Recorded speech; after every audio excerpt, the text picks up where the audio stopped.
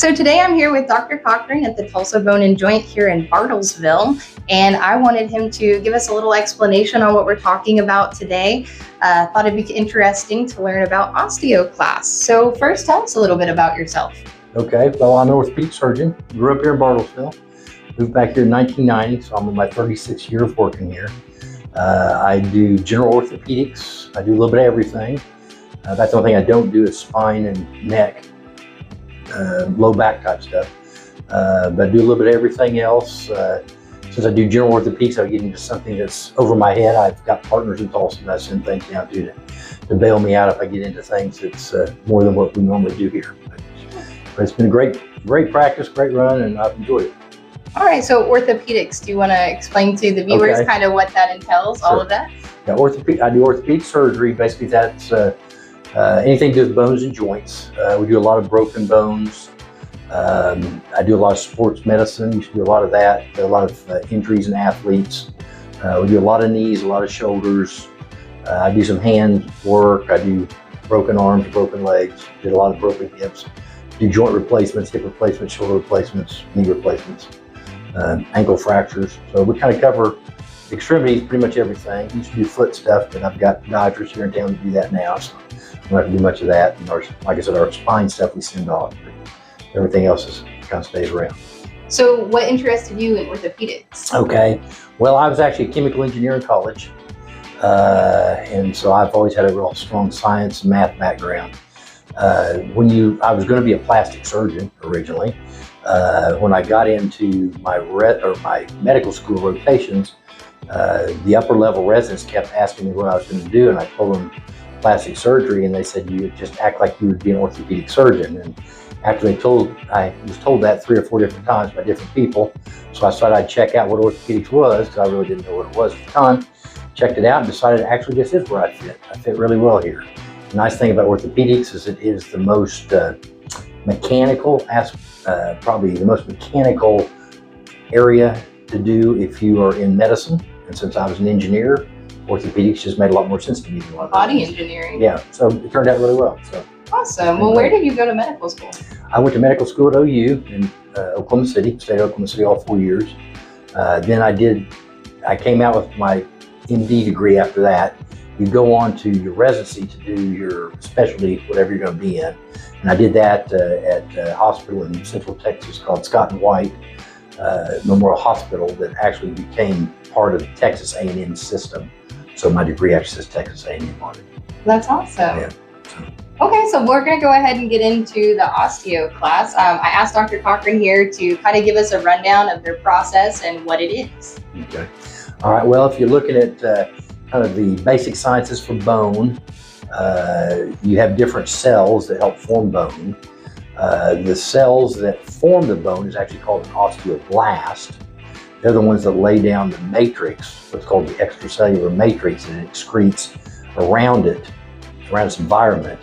And then that environment gets calcified with calcium pyrophosphate, calcium and phosphate basically. And that's where you get the hardness to it. Foreign objects and foreign things that come into your body, they're the ones that attack. So if you had an infection, they would be showing up to help attack that. So they are an offshoot of that group of cells. And what they do is they come into the bone, through the blood vessels, and they start breaking down bone.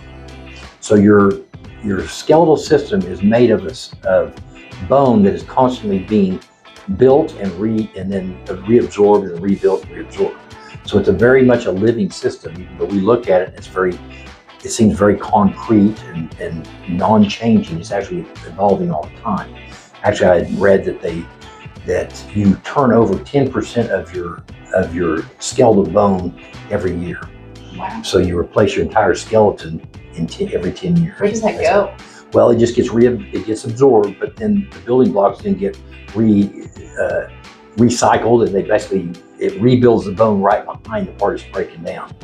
And the reason it does some of this is that it responds to stress. So if you have stress, you have to build the bone stronger in that area. So it'll reabsorb it in the places that aren't having a lot of stress, and it will build it stronger in the places that are having stress. And to clarify, you're talking about physical stress. Physical stress. So like working out. Yeah. Which Osteoporosis is when people have weak bones. As you get older, you get osteoporosis. One of the things that they have found, they used to tell older people, don't lift weights, it's hard on your joints and that sort of thing. And there's some truth to that. But they have found that some weightlifting is actually helpful in those people because that stress on their bones actually makes their bones get stronger. Okay. So that's kind of one of the things to do there. So the osteoclasts break it down, the osteoblasts build it back up. And there's a constant state of turnover that goes on all the time. Now, unfortunately, as we get older, the amount of bone broken down stays consistent, but the amount of bone you put back together slowly decreases. So over time, we start to get behind on that equation, and that's why older people break things. So they get frail. They get frail. Okay. They get frail. Now, another interesting thing about bone, in terms of that issue, is that bone is a storage unit for calcium and phosphate because we store those elements in your bone system. And calcium is incredibly important for your electrolyte status and to keep your heart functioning correctly. Your body tightly regulates your calcium level, and if your calcium gets too high or too low, you could have severe heart arrhythmias and you can actually die from that. That can be a very serious issue. So your body tightly regulates that. Well, how does it get calcium to put into your bloodstream? It all comes from your bone. So if you have a lot of, so your bone basically is like a storehouse for your calcium and your phosphate. And it also is a storehouse for calcium and phosphate that help build your bone stronger as well. And so the story on this is if you can build up your storage of calcium and phosphate in your bone when you're younger, you will have less problems when you're older in terms of fractures and that sort of thing, osteoporosis issues. Now, men, because they're larger, have larger frames, larger muscles, and usually have more stress on their bones based on a lot of times their, whatever their profession is, they will have less problems with osteoporosis. Small women, particularly if they're Caucasian, are at the highest risk. Better start working out. That's right. Now, black women do much better.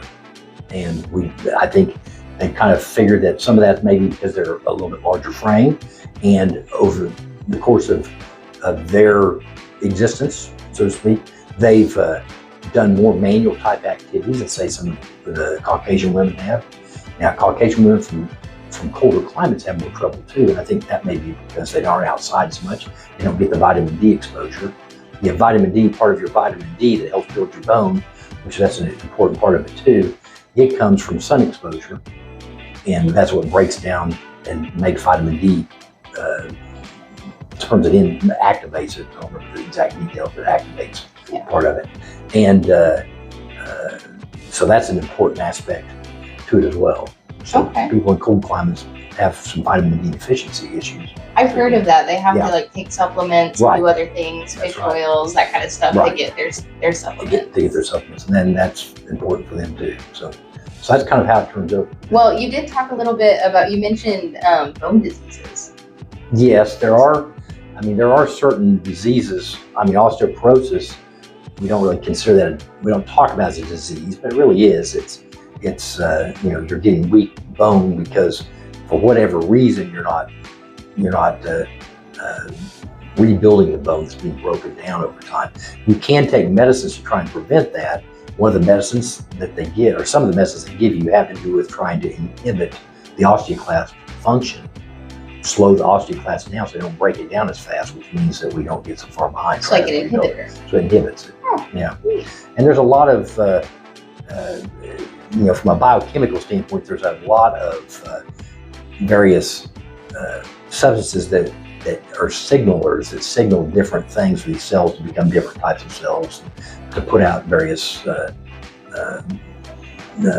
matrices to be calcified to become bone. So there's a lot of, it gets very intricate as far as that's concerned. And I guess that's why I have to go to school so long. Well, the good news is that everyday stuff I do, I don't even know all that stuff. It's actually helpful. So a lot of what you do is fixing broken bones and hip replacements and stuff like that. Yeah, and of course, when you break a bone, well, I'll tell you a story. or an issue. Kids, when you're dealing with kids remodel and break down their bone and realign their bone quicker than adults do, significantly quicker, because they're still growing. So because of that, we can take a kid with a broken arm, and if I get it close, it will actually straighten itself out over time. The bone will remodel itself. It will take away the crooked part and will realign it and rebuild the straight part and turn their arm straight. Now in adults, we have to operate on much more frequently, and part of the reason for that is they will not remodel as much. So if we want it straight, we have to go and put a plate on it and straighten it out right from the beginning. So we will accept a lot more deformity in a kid, and the younger the kid is, the more deformity you can accept because they will actually correct it even more. So it's almost better to break a bone as a kid. Yeah, it is. I mean, if I get a kid come in, it's rare I have to operate on kids with broken arms. We operate on broken arms or broken legs on adults all the time. And that's part of the difference, is that the bone turnover is so great in a kid that they can actually fix things that we can't fix in adults. We don't have time left to do all that. I wish we had the youth still. Yes, it is definitely to their advantage. So how long do your surgeries usually last? Like you're just basic kind of? Well, it depends on what I'm doing. I mean, I do some things that take me, 15, 20 minutes, and I do some things that take me, 3 or 4 hours. Okay. So there's a lot of variation. Depends on what we're doing. I like to keep them in the 1 to 2 hour range if I can. Right. But you get a little tired after a while. But but the interesting thing is when you're operating, I've done an 8.5 hour operation before, and you just don't think much about it because you're so focused on what you're trying to do and paying attention to what you're doing. The time kind of flies. So now everyone around me is getting really bored, but I'm actually doing just fine. Because you're focused. Because I'm very focused. Yes, all right. Well, thank you so much for You're being welcome. with me again. I really appreciate it. No problem. And I know you went to OU, but OSU appreciates your contribution. I'm good with that. I actually pulled from both of them. I want to thank Dr. Cochran again. Thank you so much for meeting You're with welcome. me. I appreciate it. This You're is welcome. great. I hope you guys enjoyed it, and thank you so much for watching. Go Pokes!